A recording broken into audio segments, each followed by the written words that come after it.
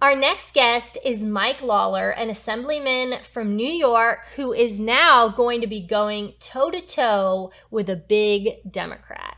Mike Lawler, who is running for the 17th district in New York. What's very controversial about his race is that he is running against Democratic Congressional Campaign Committee Chair Sean Patrick Maloney. This is a really big deal, and he also, Lawler, you've recently been endorsed by House GOP leader Kevin McCarthy. So this is going to be a very hot race. The nation is looking at it. This is not just a race that will reflect New York, but also the whole nation. What can you tell me about what your race has been looking like? It's been incredibly tight. I just saw a poll that came out that put you at 46% and Maloney at 44%. Why do you think that people are now moving towards the right in a notoriously liberal area? Well, the suburbs of New York City have always been a relative swing area in our state. And I've lived here my whole life in Rockland County. I currently represent Rockland County in the New York State Assembly. And I flipped a 2-to-1 Democratic district 2 years ago, defeating a 14-year incumbent. So I feel very good about, our chances here. The poll you referenced that we did about 2 weeks ago shows me up 2 against Maloney and also up 6 against his primary opponent, Alessandra Biaggi, state senator from the Bronx and lower Westchester County. Voters across the Hudson Valley are extremely dissatisfied with what's going on in Washington and Albany, and specifically on the economic issues, inflation, gas prices, taxes, as well as the public safety issue. We've seen a rapid rise in crime in New York City, grandmothers being pushed onto subways, young mothers being shot walking their baby in a stroller, bodega employees being attacked. People are fed up and they're tired of the policies that have been enacted by woke, radical, progressive Democrats that have really made our communities less safe. And so that's really the focal point, and I think we're seeing it in the polls.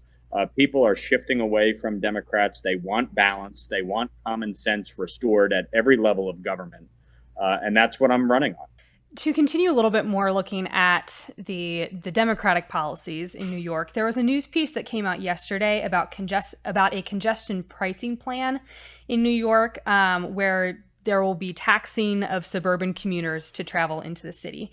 But currently about 7% of people who work in New York City commute from suburban communities. So can you explain to us why you think Democrats are pushing for this? Is this part of a climate change agenda more broadly?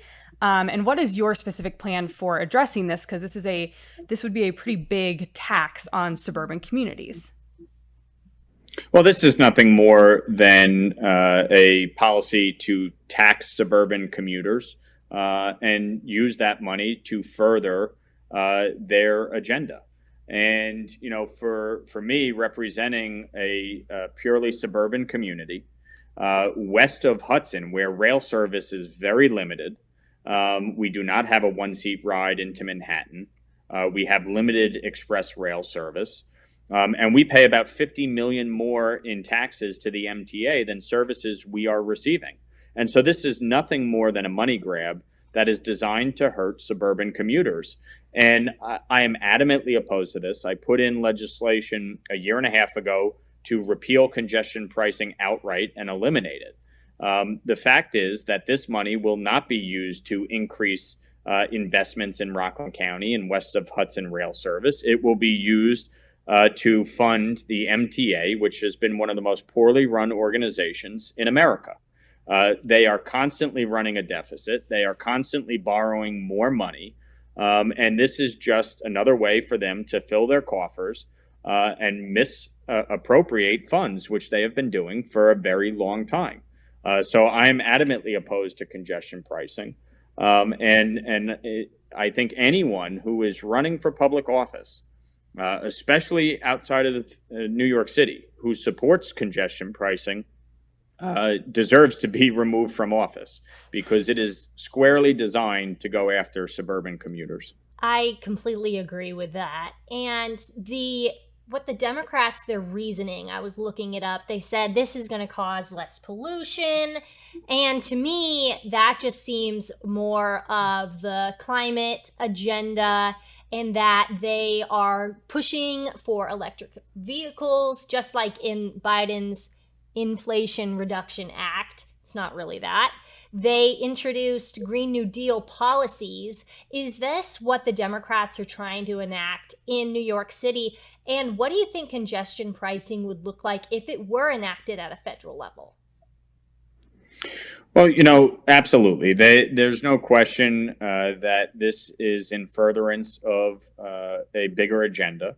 But I think, the way this will be implemented is going to severely hurt small business owners, middle-class families who are commuting into the city for work.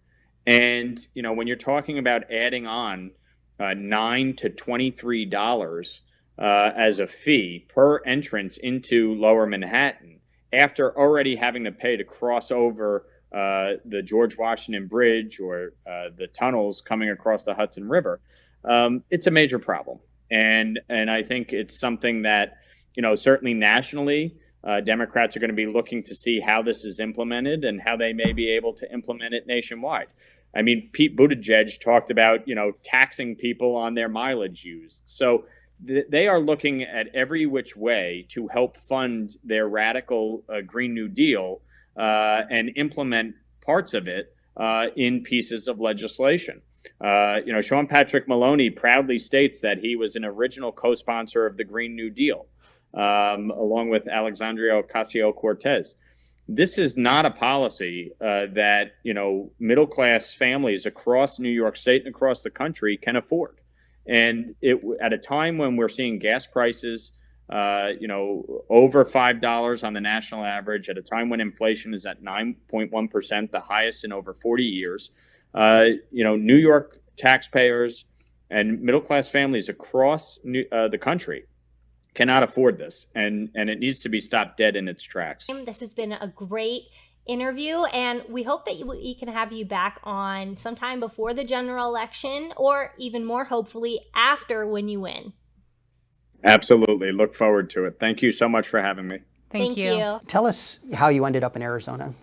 I came here for an opportunity, like so many people come to Arizona because there's a job offer, and I came here for an opportunity as a journalist. Of course, in addition to Reagan, there was Trump, who kind of also came out of the media world and was a businessman. He did both, but over your years, you've covered politics closely, and so you're aware of the issue. I mean, I covered Arizona for 27 years. Not many people have the great opportunity for a career to go into work every day and wrap your arms around the biggest issue facing your state or your community, dig into it, get to understand it, and then put the information out to the people. And I did that in a fair manner. I always felt I was a fair reporter. So I have an understanding of all the issues facing Arizona. But when I walked away from my career because I realized the corporate media was just pushing all propaganda and I wasn't willing to be part of that, the people of Arizona reached out to me and said, would you please consider running for office? We need somebody who we trust, who understands us, who understands the issues. I thought, well, wow, maybe this is God kind of tapping me on the shoulder, saying this is that moment I opened you up for.